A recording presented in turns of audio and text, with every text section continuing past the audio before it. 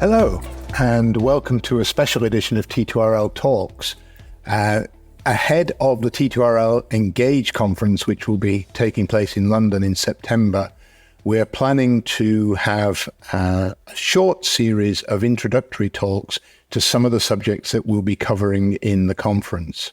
And today we're going to kick that series off with a discussion of the move towards dynamic offers. This is an essential part of the overall move to offer, order, settle, deliver that we'll be covering in depth at the conference and in some of these podcasts between now and then. To discuss this subject, I have two very distinguished guests. Jerry Foran, who for a long time was my brother's boss at British Airways, but is now working as a consultant with T2RL. And I have Rasih Ustun, whose background is with one of the very big technology companies in our industry, to wit, Sabre. And these two probably know more about revenue management and optimization in the airline space than any two people I could bring into the conversation. So welcome, Jerry. Welcome, Rasih. And maybe just to kick off, can we just talk about what we mean when we talk about dynamic pricing in the first place and dynamic offers in the second? And maybe what is the difference between them? Jerry, how about you? First of all, welcome to everyone who's listening to this, and I hope you're all coming to the T2RLEngage conference in September. But back to the question, and there are many different definitions of these out there, so everyone's interpretation or understanding may be slightly different. However, my understanding is that dynamic pricing, for example, is something that's been around for a very long time. It's nothing new, whether you talk about, ATP code type CAC25 pricing, or you talk about the use of additional price points, which can all be done with in today's legacy environment. Whereas dynamic offers is where you sort of move on from that and you include capabilities like continuous pricing and like dynamic bundling, which enables you then to offer a much richer piece of content to the customer. Now, like I said, everybody's definition of this is slightly different, but that would be my understanding. Okay, so my understanding then is that dynamic pricing actually covers a number of different technology implementations that each one takes you a step further along the route towards dynamic offers. Would you agree with that, Rasih? Hi, Ian, and hi, everyone. Essentially, yes, I would agree with that. But if you look at the dynamic pricing piece, right, it's having the ability to offer the revenue optimal or customer acceptable price as a response to the request, depending on the type of the request, the characteristics of it, who is requesting, their willingness to pay, and also the current market conditions, right? So to achieve that, yes, there's a set of technological advancements that you need to make in your current landscape. But at the same time, you need to sort of work hard on understanding the customers or what type of customers you're serving. And that piece requires a lot of data analytics and clustering and grouping type of analysis. Now, once you do that fairly successfully, right, you understand your customers and their willingness to pay and their preferences. On the dynamic offer side, the product aspect comes into picture as well. So ideally, you should not be constrained by pre-filed either RBD's fares or these fare brands or fare families anymore. And you want to have the ability to decide or design the type of product you want to offer to your customer to begin with. And it can be different for different types of customers or different types of requests. And once you determine that product, you need to apply the pricing on it using these dynamic pricing principles. So the dynamic offer, to me, at the end of the day, is a combination of the best possible set of products or services and the best offered price that you can present to your customer as a return of their request. So I would assume that you can't go very far along the road towards dynamic offers until you, as the airline, are actually responsible for creating the offer. That is, the traditional GDS model puts some constraints on how far you can apply dynamic pricing and dynamic offers. Jerry, you go first. Yeah, I completely agree with that. And today, we already have rolled out, or many airlines have rolled out, and many agents have rolled out and are using NDC, which enables the airline to be in control of that offer that is being sent out to the customer, far more so than is the case today. Rasih? Yeah, definitely agree. Without NDC, you cannot go too far on the GDS channel side.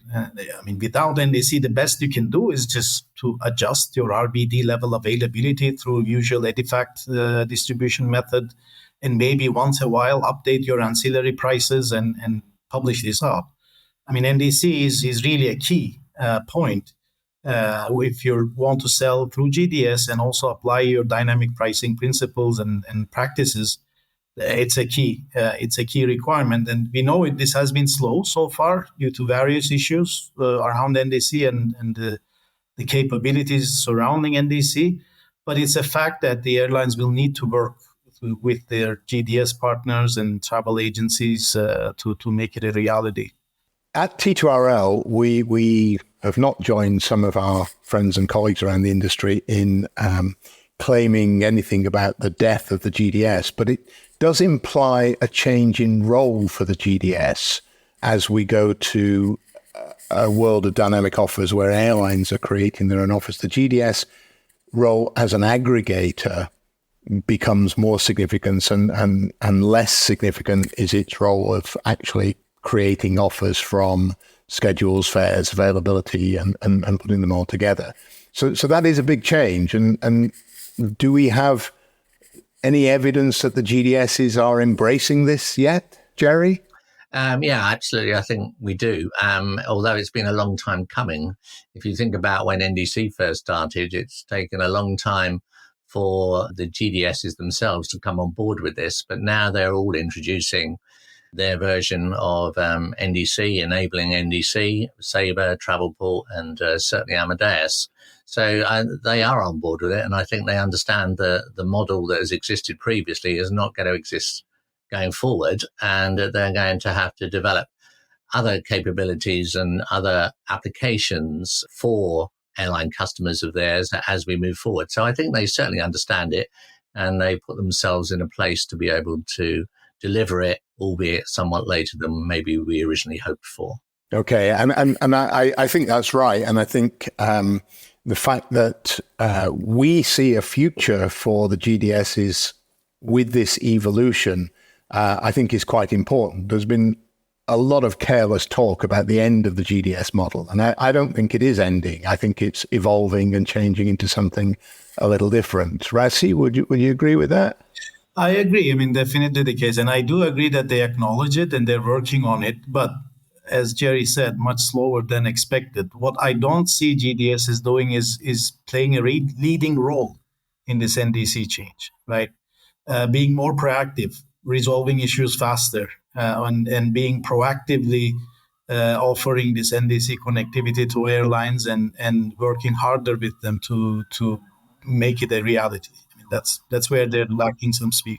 Yeah, and I think this is really important because in a piece of work that we've just published where we interviewed a number of very large travel sellers, it's clear that some of the biggest travel sellers are looking to the GDS to implement the new world of offers and orders. They're not interested in developing technology for themselves. They've grown accustomed to the GDSs providing them with that distribution technology, and they expect to see it continue in the new world.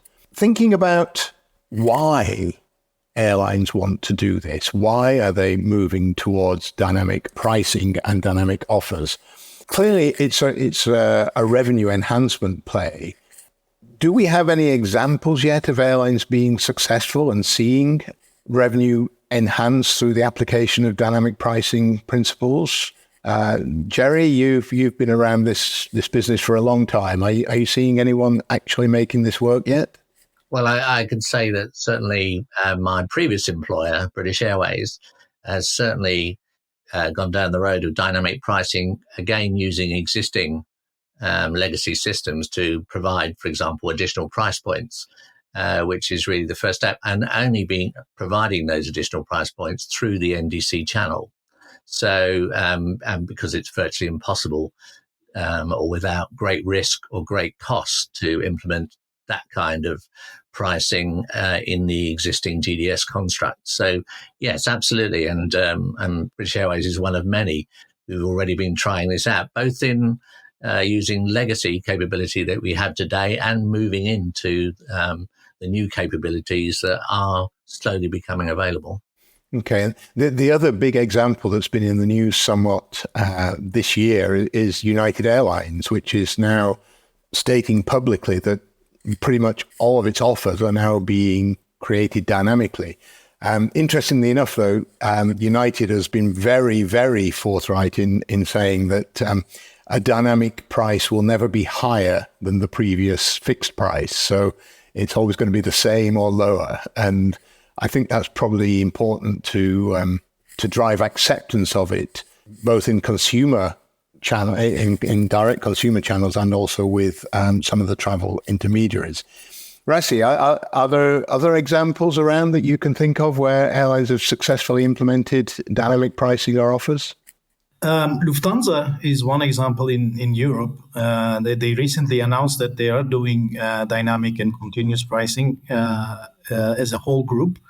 And we also have LATAM in Latin America. They have done a POC on their direct channel, as far as I know, with a number of vendors, dynamic pricing solution vendors, and eventually selected one. And Singapore Airlines also has publicly came out and mentioned this.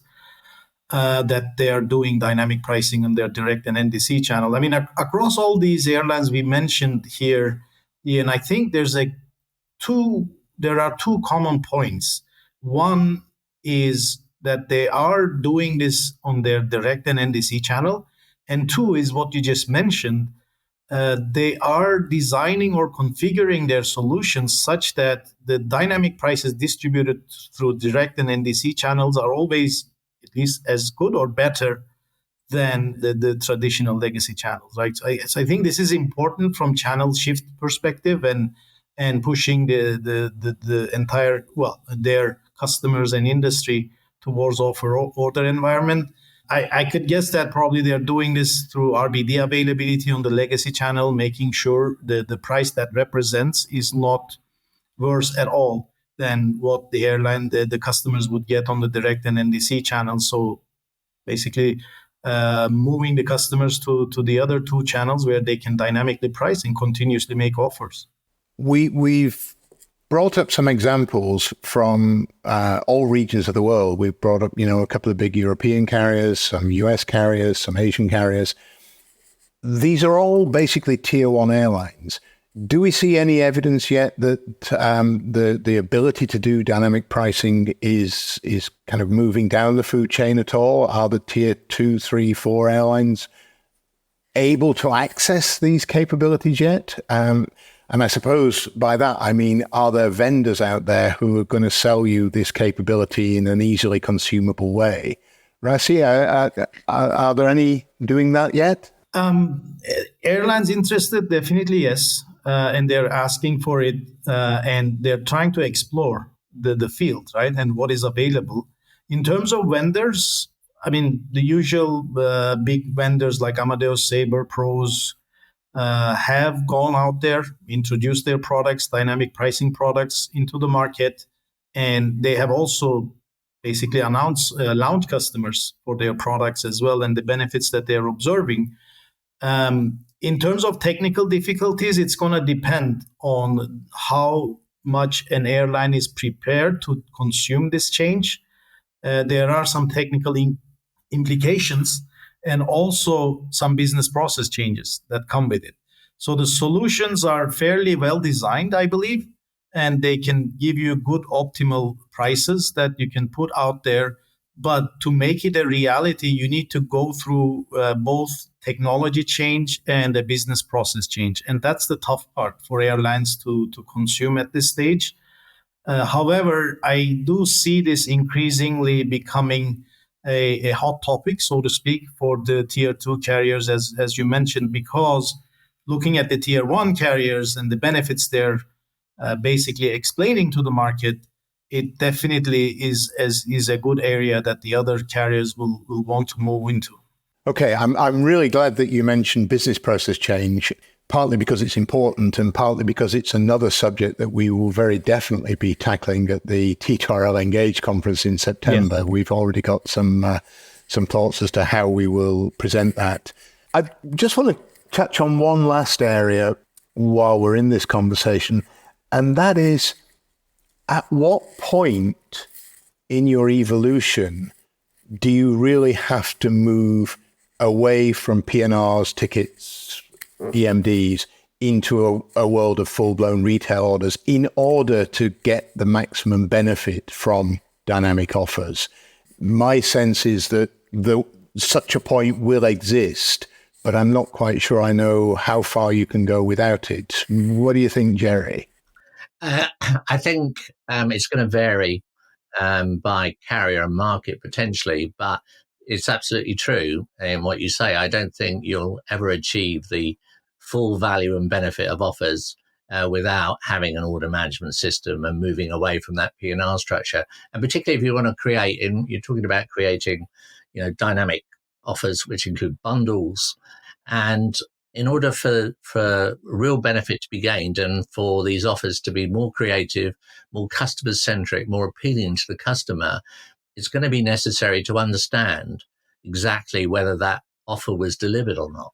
And all of that kind of capability can't be delivered in today's world, and will require an order management system. So as you can, as Amazon does today, you know whether something's been delivered to the customer or not by various means. And that will be different for each partner that gets involved. In new partners, not airlines, that get involved in selling their products through airlines and through other third parties. So order will be critical to make these offers more attractive, more deliverable, and customer-centric, as we've said. Okay, so PNRs have served us well for almost 65 years, but we really do need to be looking beyond them now.